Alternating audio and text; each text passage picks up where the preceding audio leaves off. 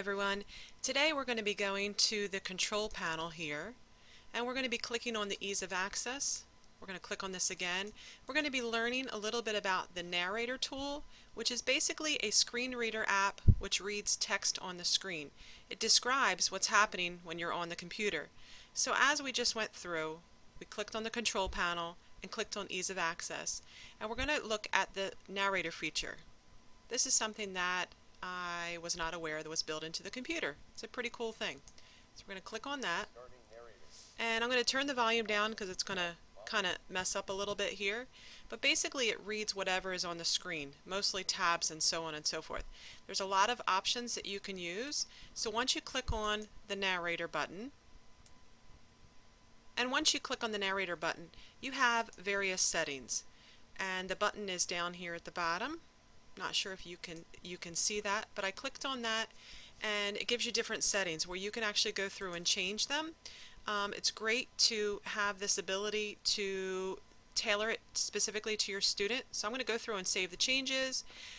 Maybe I want to change the amount of speech, how quickly it is, the volume, and so on and so forth. You can also create your commands. Probably the first one that I used was how to actually stop reading the text on screen, and simply that is by hitting control, because that can get a little overwhelming. So you can actually tailor it to, and customize it rather, to the student. So I'm going to save the changes. Mostly what I think I would like to use it for in class, I'm going to minimize this, is creating a resume.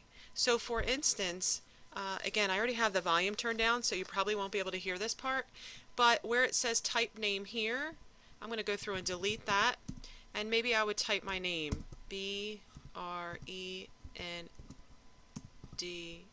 and it actually goes through and tells me each letter. What I love about this is I have students that have a very difficult time writing their name, locating the keys on the keyboard, typing things in correctly.